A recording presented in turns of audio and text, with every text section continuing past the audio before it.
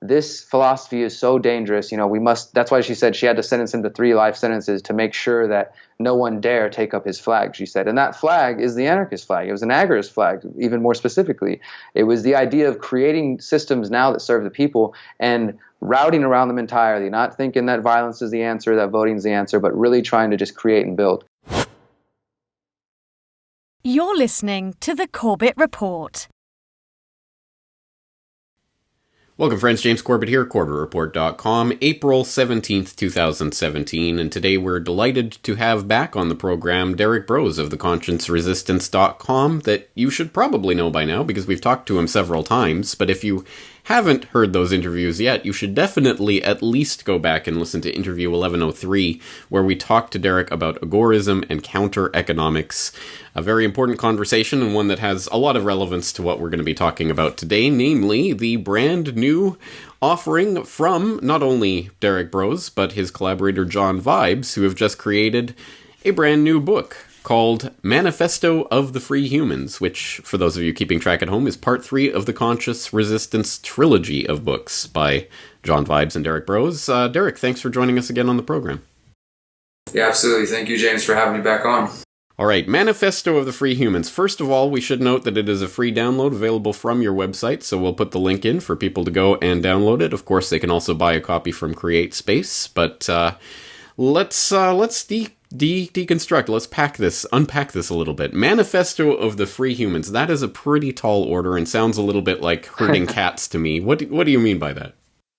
So yeah, the title, obviously, that's a big part of writing any book. This is the first thing people, they look at, they kind of judge it based on that, and of course the cover.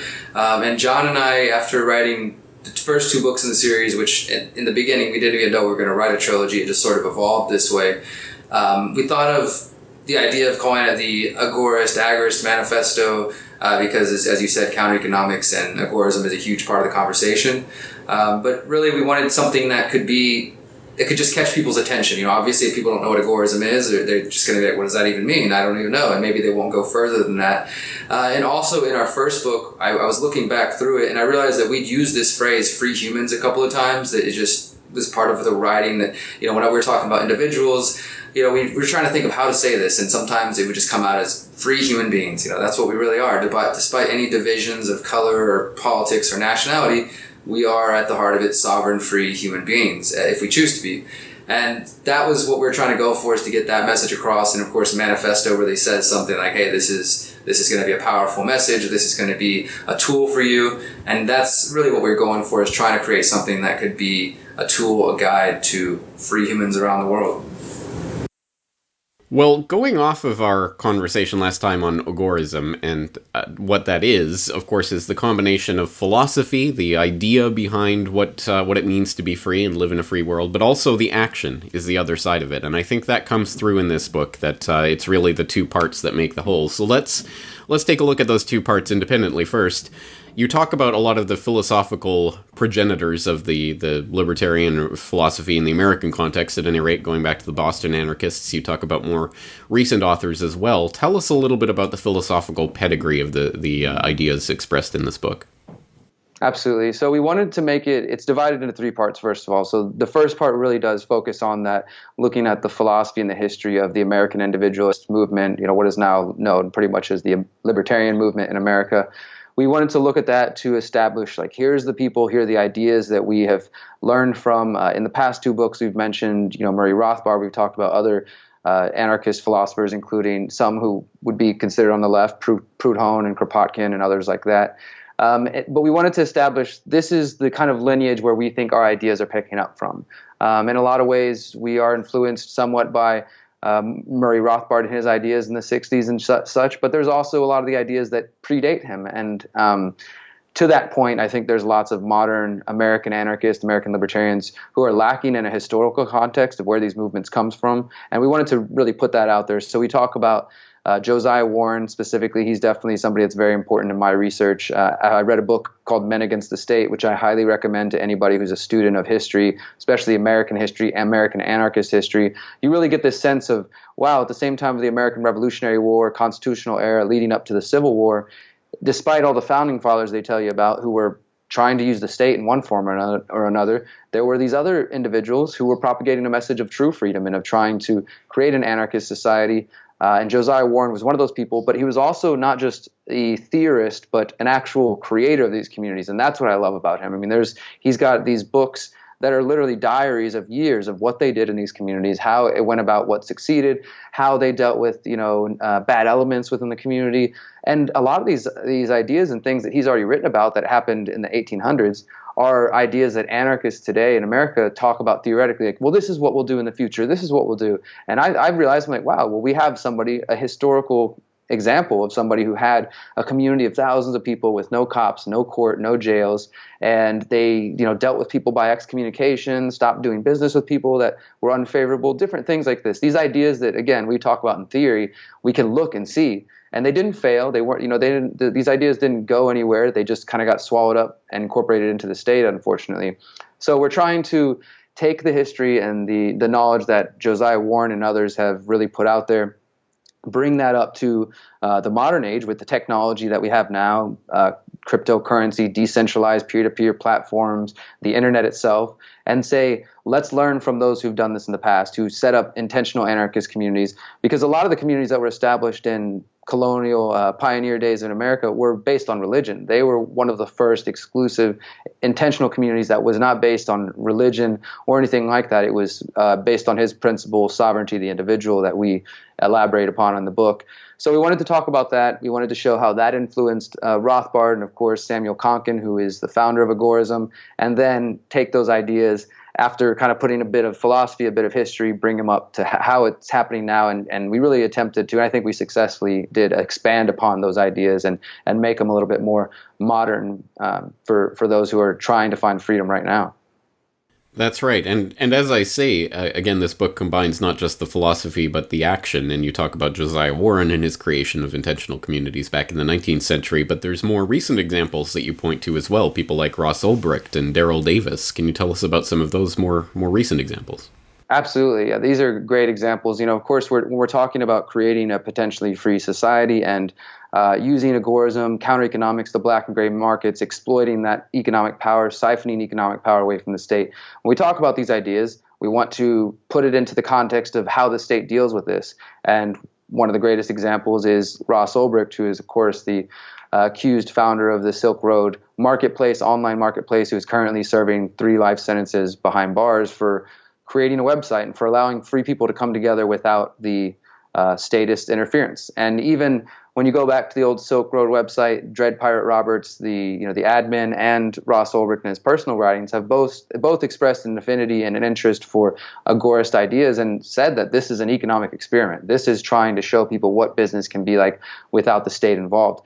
And I was at the trial of his sentencing, and in the trial, the judge straight up says, this philosophy is so dangerous. That's why she said she had to sentence him to 3 life sentences to make sure that no one dare take up his flag, she said. And that flag is the anarchist flag. It was an agorist flag, even more specifically. It was the idea of creating systems now that serve the people and routing around them entirely, not thinking that violence is the answer, that voting is the answer, but really trying to just create and build.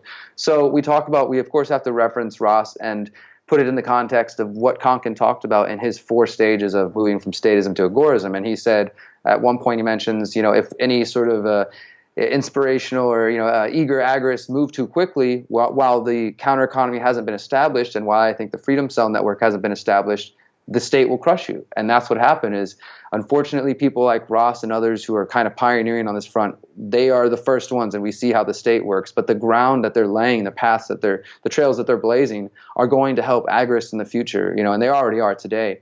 And then Daryl Davis is just another brilliant example of strategy and how to use this, particularly right now. I think this is way current because we're dealing with, this is the day after the Berkeley riots, Antifa and alt-right people beating each other up in the streets. And I don't know what sort of solutions they think that they're getting out of this, but ultimately these extreme sides in America and really around the world are being engineered. There's social engineering going on to divide people.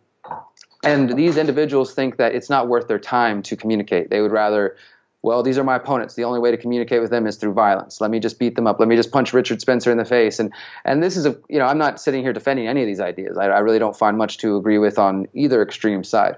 But at the same time, what we're pointing out in the book is there are beautiful, powerful examples of people like Daryl Davis, who's a black man, jazz musician, went out there speaking directly to KKK members, people who hated him, who want to say they want to string his people up in trees and things like that, and decided to use essentially nonviolent communication tactics and just go there and connect with people. He said he would try to go play pool with them or talk to them about music, just to find some way to connect to them on a human level.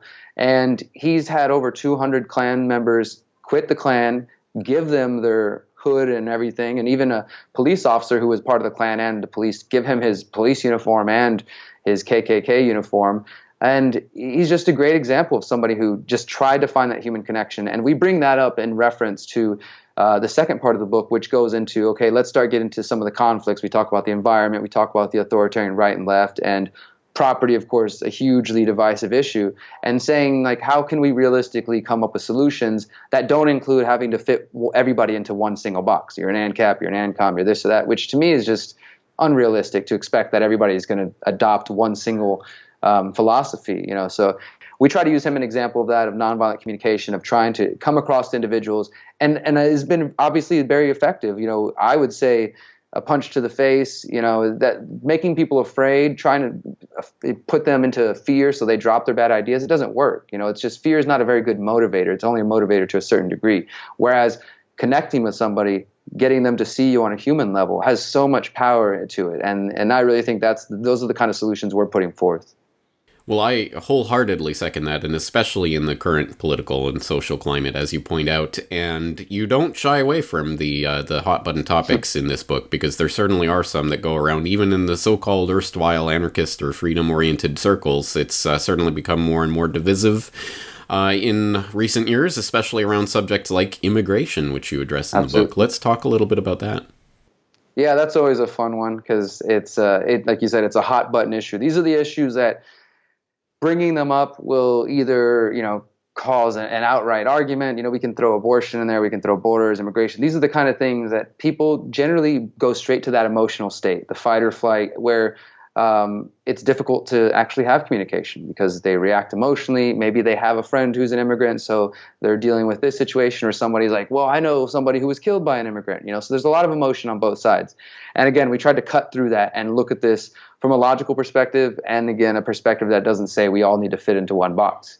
I don't expect that our answers are going to satisfy everyone in these debates. That's impossible, so we're fine with that. But we wanted to come out finally, the last two books, we've talked about these issues a little bit, referenced them, but this was like, here we stand on this. And a big theme of the book is decentralization. Obviously decentralizing from the state when it comes to our money, food production systems, the media, and we name this concept what we call decentralized borders. I think that what we're arguing is that the language is messed up, as well, because the property argument and the borders issue, immigration, they're all sort of tied in certain ways.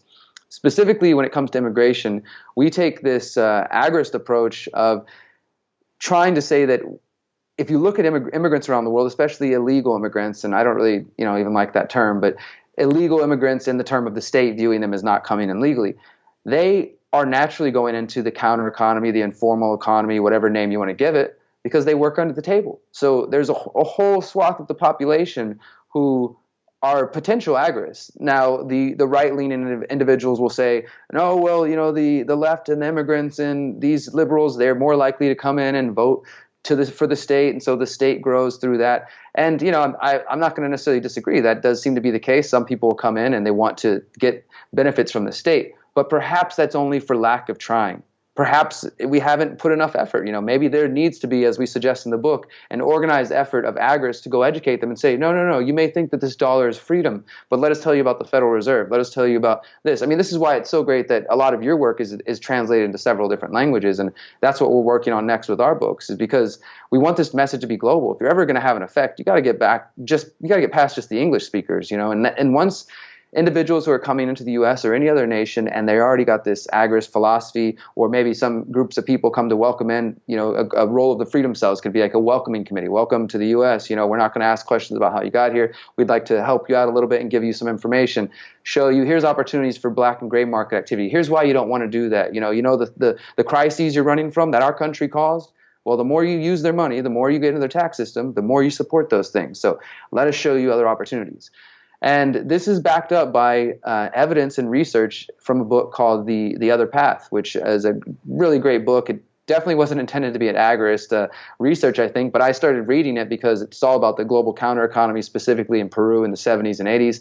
And briefly, in that time, there was a terrorist group, the Maoist terrorist group called the Shining Path, that was teaching, the peasant class needs to rise up and the market's the problem and all this kind of stuff.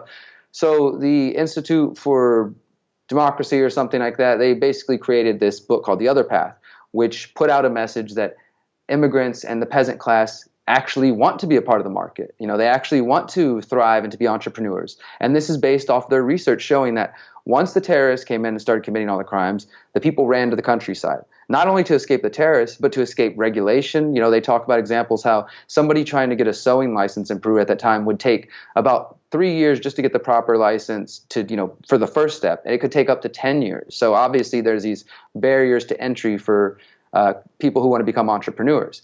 They decided to say, screw it. They went to the countryside. They built shanty towns. They started, pre-Uber, pre-Lyft little ride-sharing services with carts and stuff, and had open markets. And they did it without licenses. And they specifically, when interviewed and talked about, said, we're doing this to escape the regulation. We're doing this to escape the taxes. So, right there is evidence that people coming from other places will eventually get sick and tired of the state and its taxation, and if possible, will go and just form their own. So in the book, they call it the informal economy. There's a lot of statistics, and we reference that in there about how big the global informal or counter economy is.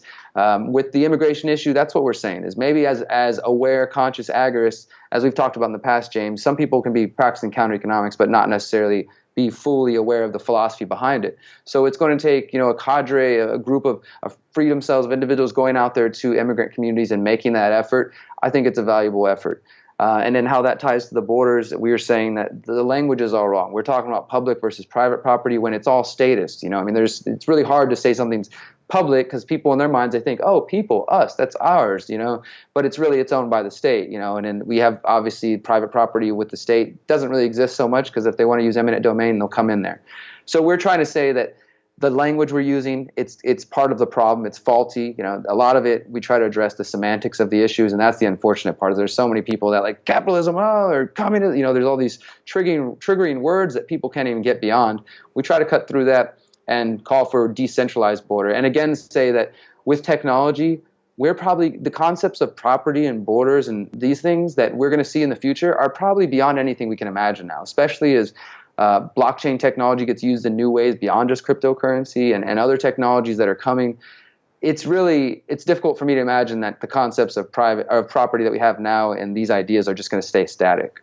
So we're trying to put forth something that can reach many people, can come up with some solutions. And as I said, it's not going to satisfy everyone. But I think in a true spontaneous order, a true stateless society, we're going to see situations play out different. It's not always going to be a strictly ANCAP system or a strictly anarcho-communist system. It's going to be actual spontaneous order. And so one community might say, you know what, let's try this. Let's do this differently. Let's try this way. And then all of a sudden a new form or a new concept of property or borders are imagined. So we're trying to push into that area.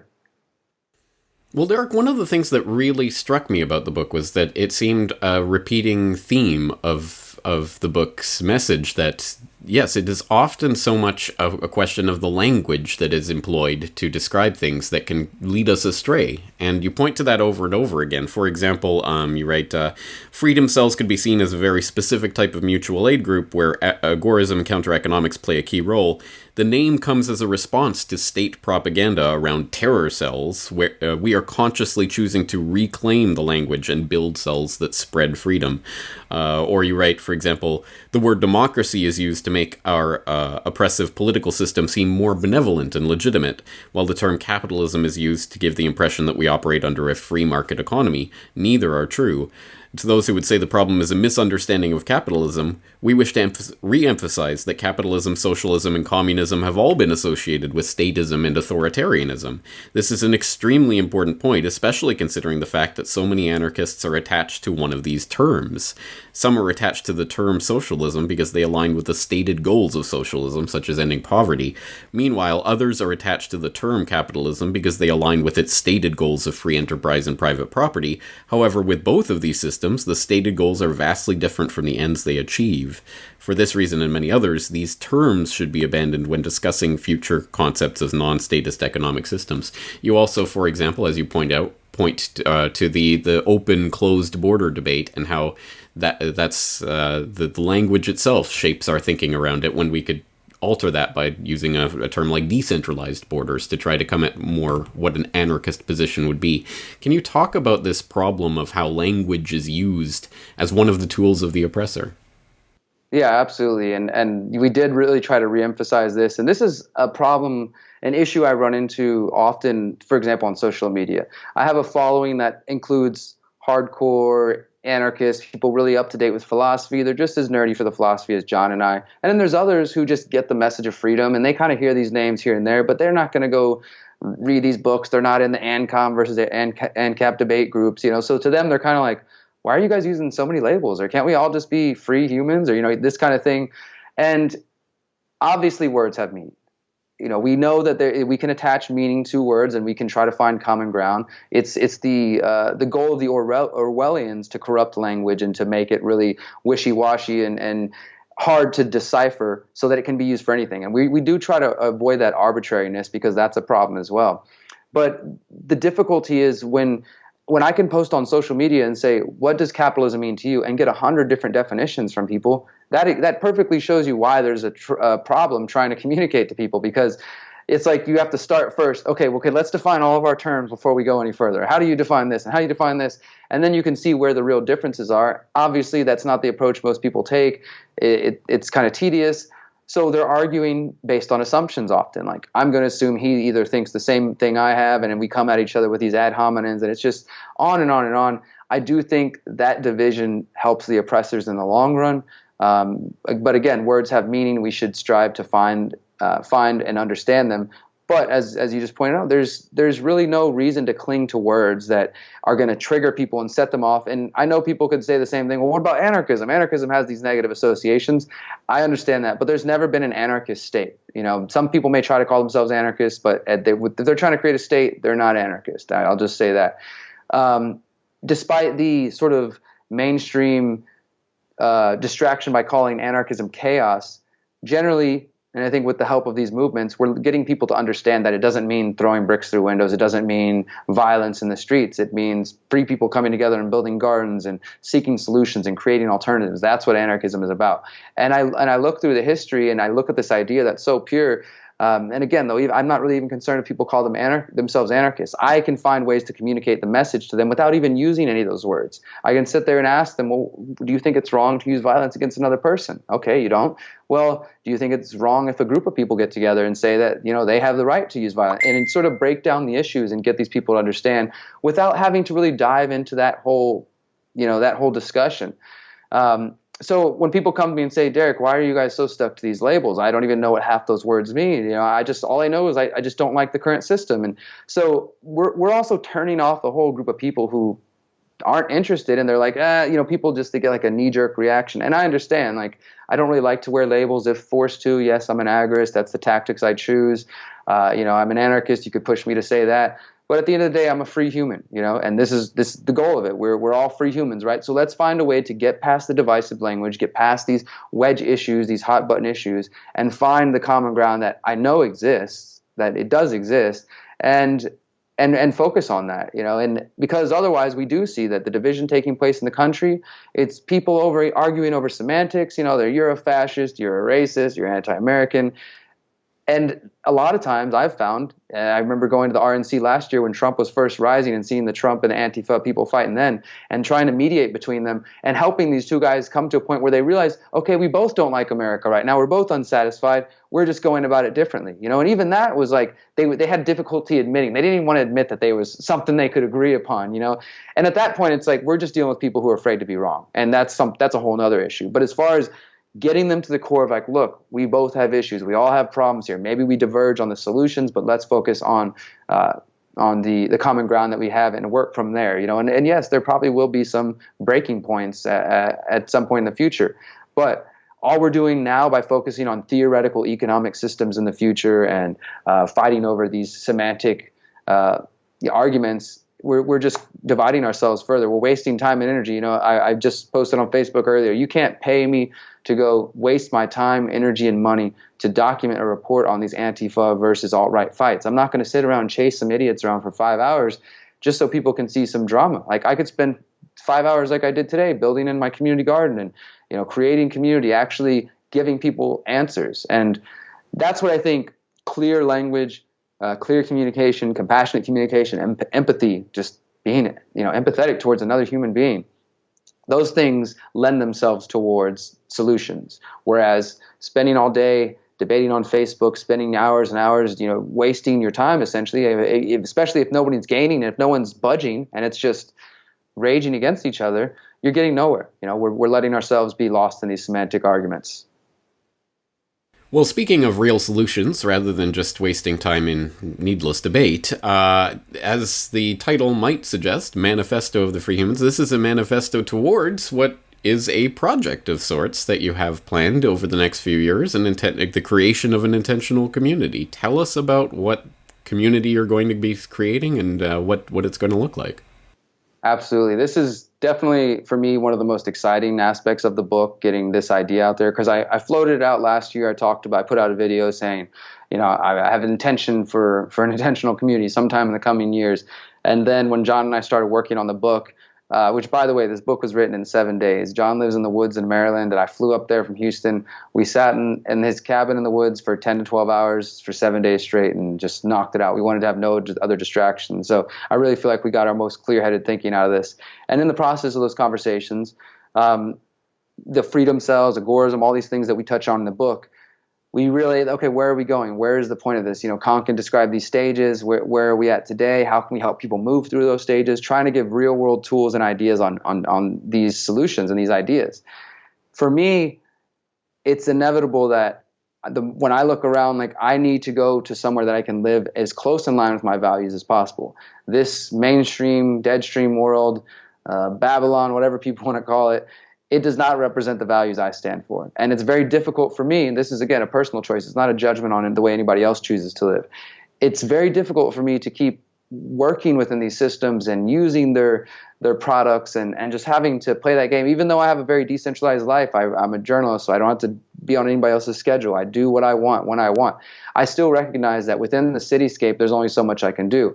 So the goal we have is, in the Freethinker House where I'm living now, we use this as the hub for the Freedom Cell that, like we talked about on the Freedom Cell interview. And we're using this to awaken people from the city, spread our propaganda, get them active, get them involved in solutions. Now, as this grows, the plan that we put out in the book is to launch this intentional community somewhere in Texas, ideally by 2020, with all the concepts that are laid out in the book. We also have a couple illustrations in the book. That there's one that's like the triangle of liberation is kind of what I've been calling it. And it's this 3-point triangle that illustrates the points that we're trying to put into effect with the community, which would be the sovereignty of the individual. Some people call it the non-aggression principle, very similar. Another corner is mindfulness, which again is compassionate communication, nonviolent communication, maybe some form of meditation or group communication. These ideas that can help us cultivate an empowered self as much as an aware self in the physical world. A big part of our message in books has been that in order to truly create this vision we're talking about, we're going to need these levels of communication. We're going to need some self-work and some self-healing, individual healing, because that's the reason people are going to fight each other in the street. They're lashing out like children who still haven't got over whatever wound they're suffering from, and that allows them to be very manipulated. So mindfulness is a big part of this. And then the third corner is Permagora, which is I got from another guy named Eric McCool, really awesome permaculture farmer in Oregon, who also happened to be an agorist, and said, these ideas go great together. So permaculture is, of course, got its own set of principles, and it's just trying to take the non-aggression principle to agree and applying it to the way we do agriculture, the way that we grow our food, and not being constructive rather than invasive and destructive, building systems that encourage more life and not just poison the weeds with pesticides, but put crops that allow the deer to come eat and allow the birds and the bees and the pollinators. So all of those things combined with the counter-economic strategy and the agorist philosophy go towards what we call the conscious agora, this ideal community that we're working towards. So we're going to spend the next couple years touring to promote the book and the message, and also building the Freedom Cell Network. I mean, since the book released last week in Philadelphia, I've already had several people say that they've met people through it, and I got to speak at Acapulco and in Philadelphia, telling people, please pull out your phones right now, join the Freedom Cell Network. So we're already seeing the growth of it and encouraging them, reminding this isn't just another social network to go meet. This is to connect with people in the real world and to start building these ideas. So that's what we're going to be doing for the next couple of years. And then the reason I chose 2020, besides giving ourselves some space to really establish this, is because I want to make it clear the next time Americans are electing a new president or re-electing Donald Trump, that when they find themselves spending and expending energy and time and effort on that game, we're going to say, all right, well, we're launching our community. You vote for your president, and you see how the next 4 years work for you. And we're going to build for 4 years too. And at the end of that, we'll see who has produced more freedom, more value, more community, more solutions. And I'm very confident in our ability to do just that. So that's really where we're headed with this whole project. And I just want to mention this because I know there will probably be a comment or two about it. But what about property taxes, right? This is obviously an issue. This is where we have to kind of just yield to the state for a moment, because they have the control. This is the final stage, right? We can take away the income tax. We can take away sales tax by producing our own goods and not giving them as little money as possible. But if we want land, if we actually want to put these ideas, as I said, I want to create what I want, my values, my principles. I want to feel good about the food I eat and the systems I'm producing and contributing to. I don't want to feel guilty every day or just feel like I'm working to enslave myself. In order to do that, I have to concede for a moment that we're going to have to pay property taxes, yes. But I do believe and I do hope that as this movement grows and as we spread this word, and as Konkin predicted, and the counter economy grows and the statist, unsustainable system shrinks and then inevitably tries to lash out at the people, if we're able to build enough of this Freedom Cell Network and these support groups and mutual aid groups, we will get to a point where we can defend our own communities and decide, you know what, this year they don't have enough power. We can do it. Let's go ahead. Let's not pay property taxes this year. And that leads to all other discussions and possible future situations and scenarios. But we really want to push into that. I don't want to just sit here and talk about it, because that's the reality one way or the other. Is some people are saying, well, what about Waco, right? They're going to turn you into Waco. What are you guys going to do? How are you going to defend your community? I've even seen this on our interviews. They're like, oh, that's all well and good until the state comes in. And I'll say this without saying too much. You'd be a fool to think that we weren't prepared to defend ourselves, or that we haven't thought of those things as well. We're doing things on a regular basis through our Freedom Cell. Next weekend, we have a self-defense skill share. There's things like that we are keeping in mind. And you better believe that if we decide to get land and invest money and time and energy into a community, that we would be prepared to defend that community against any kind of criminal, common criminal, statist criminal, or other. And I'm not calling for a Waco situation. I'm just saying to think that we're just going to go sit out there like sitting ducks waiting for the state to come get us is just a little silly. So we're aware. I know it sucks. I don't want to pay property taxes. I give them as little as my money as possible. But if I can pay them that tiny chunk for now while we build something that's going to really change the future, I believe, then I'll do that. And I do believe that we will get to the point where we're strong enough and they're weak enough to say we're not doing it anymore. Right. Well, it's also particularly amusing, I suppose, that the people who would make such comments are the people who are themselves paying property tax and existing in the system and doing all of this. They are they're not even sitting ducks or whatever. They're willing participant ducks in the system. but how dare you even think about trying to do something different? Well, I think it's very exciting, very interesting to hear about. Obviously, people want to know more, so they can go to the consciousresistance.com and download the book for free and or purchase a copy and read more about it. But not only that, people who are existing in the geographical space governed by the tyrants of the U.S. government have the privilege of meeting you on your U.S. tour that you're doing this summer. Tell us a little bit about that.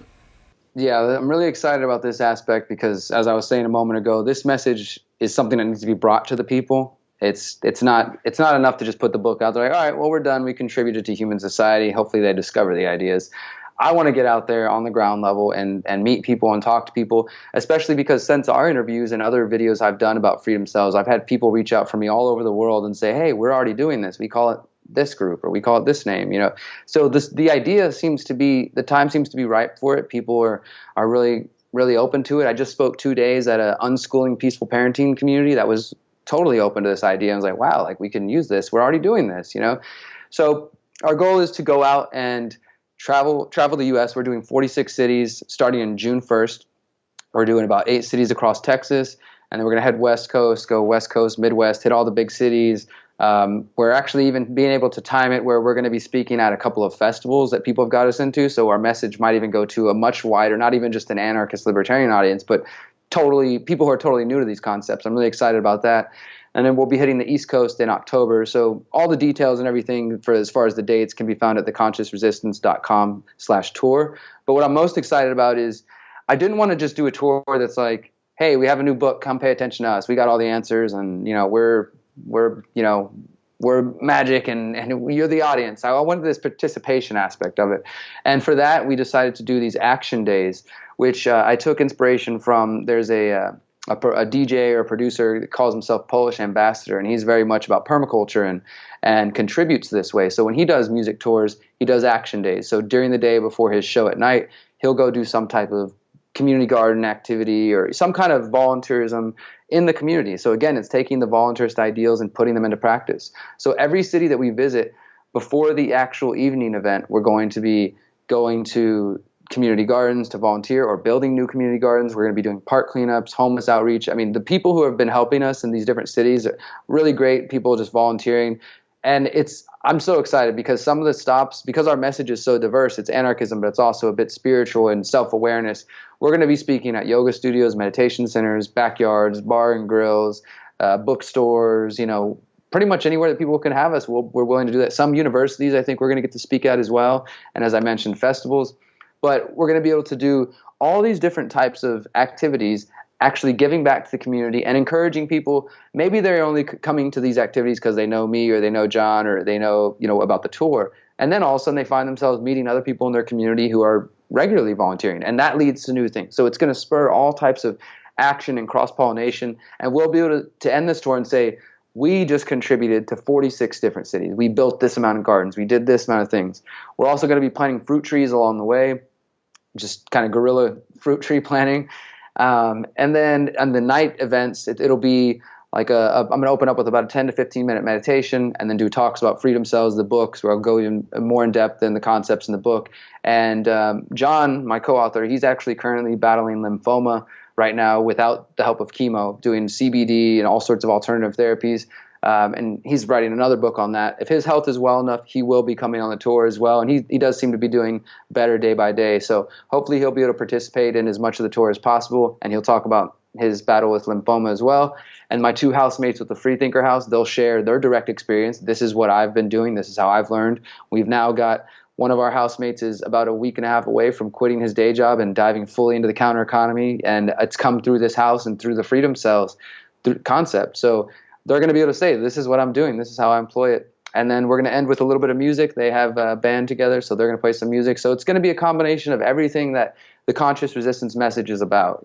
Spiritual empowerment and awareness, awareness of these philosophies that can lead us to more freedom, agorism, music, meditation, and community volunteering, voluntarist principles and action. So we're going to take all those ideas, cram them into 46 cities around the U.S., and people are asking us to come to Canada already, and I've got a few invites to come to Europe, so maybe by next year we'll be able to do that. My main goal is just to spend the next year to 2 years spreading this message and building freedom cells around the country so that the outcomes that we predict in this book and the intentional community that we're laying the groundwork for won't only be the only one. That eventually we're going to have a network of communities, and maybe people won't choose to go live in intentional communities. We address this in the book. Maybe you're a hermit, you want to live alone, or you just want to live with your family, but we can still have resources available for those who are ready to take action with them. There will be much more counter-economic activities and opportunities for individuals who pursue them. So I'm trying to do my work and dedicating my life and time to spreading this. Excellent. Well, the thing that I like about your work is that you don't preach down to people, and you're not telling people how to live and what they should do what you do. That, again, comes across quite clearly in the book, that this is about the individual sovereignty and finding what that means for you. And, no, you don't have all the answers. I don't have all the answers. And no one in the audience has all the answers, because we don't know how free, spontaneous societies will order themselves. But it is very fascinating to see this starting to come together. So I'm definitely going to be keeping my eye on it. Hopefully we'll get some updates from you as things continue to progress. But I think we'll leave it there for today. Derrick Broze, theconsciousresistance.com. Thank you very much for joining us today. Thank you, James. The Corbett Report is brought to you by you. Your support makes the Corbett Report possible. Sign up for the subscriber newsletter or purchase a DVD at corbettreport.com/support.